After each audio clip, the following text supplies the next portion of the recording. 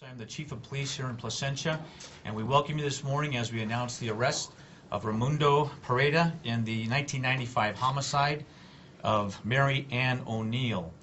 Mary Ann O'Neill was last seen by a co-worker on the evening of November 15th, 1995. When the 53-year-old mother of two did not arrive at work the next morning, her daughter and her boss went to her Placentia home only to find that Mary Ann and her vehicle were both missing.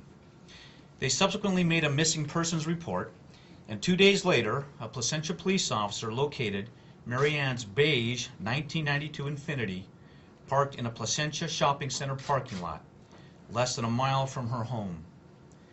Mary Ann's body was found in the trunk of the car. The cause of death was determined to be blunt force trauma to her head. Since the spring of 1993, Raymundo Gutierrez Pereda had rented a room from Mary Ann at her Carnation Drive house here in Placentia. Pereda moved from Mary Ann's home to Anaheim Hills approximately 1 month prior to her murder. When detectives went to the Anaheim Hills residence to question him concerning his whereabouts on the day of her murder, Pereda ran out the back door and fled in his red 1990 Chevrolet pickup truck.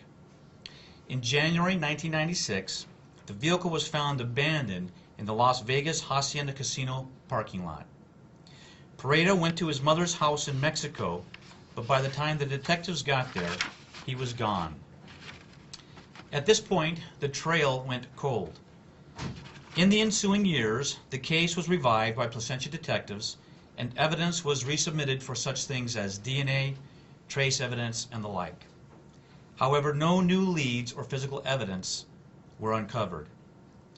In 2009, Detective Jason Rieger and Sergeant Kelly Kinahan of the Placentia Police Department reopened the investigation.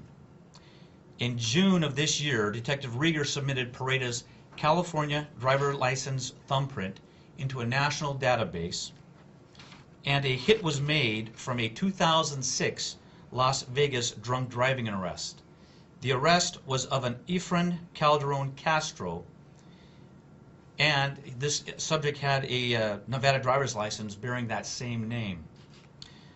Not only was Pereda living under an assumed name, but he had adopted a different date of birth and had a new Social Security number. Detectives subsequently learned that Pereda had been living in a North Las Vegas apartment for approximately the last 10 years, where he worked as a carpenter. Once Pereda was located, Placentia Police Department Special Enforcement Detail and General Investigation detectives made several trips to Las Vegas to confirm Pereda's whereabouts and residence. Detectives also met with Las Vegas Metropolitan Police Department detectives to develop a strategy to take Pereda into custody. Meanwhile, Placentia detectives secured an arrest warrant charging Pereda with 1 count of murder. On October 25, 2011, Placentia detectives returned to Las Vegas, and on October 26, 2011, with the assistance of the Las Vegas Metro Police Department, Raymundo Gutierrez Pereda, now age 70, was arrested as he pulled into his driveway. Pereda was booked in the Nevada Clark County Jail. Pereda waived extradition, and on November 2nd, 2011, our detectives returned to Nevada, picked Pereda up, and booked him into Orange County Jail, where his bail is set at $1 million. It is because of the years of dedication and tenacity of the Placentia Police Department that Raymundo Gutierrez Pereda will be held to answer for the death of Mary Ann O'Neill. And because they refused to quit, her family can now take some measure of comfort in knowing that he is being brought to justice. On behalf of my sister and the rest of our family, I would like to extend our deepest gratitude to the Placentia Police Department and Detectives Jason Rieger and Sergeant Scott Otis in particular for bringing closure to this case. Our mom was a beautiful, loving, and caring mother, grandmother, sister, and aunt, and she was taken from our family far too soon. This horrific crime has consumed our lives for 16 years, and knowing that the man responsible has finally been apprehended brings some relief to the uncertainty and sense of injustice we have felt. Nothing can ever fill the void that this has created for us every day. But at least now this chapter can be closed. What we want people in our situation to take from this is to not give up hope and continue to believe that in the end, someday, justice can be served. This is a small agency, and things of this nature that happen in this community are huge. I can truthfully say that I don't think there's been a day in my life since this case happened that I haven't given it some thought. You become part of that family. And I'm so grateful to be here today. I'm so grateful that the department allowed me to be reinserted in this case.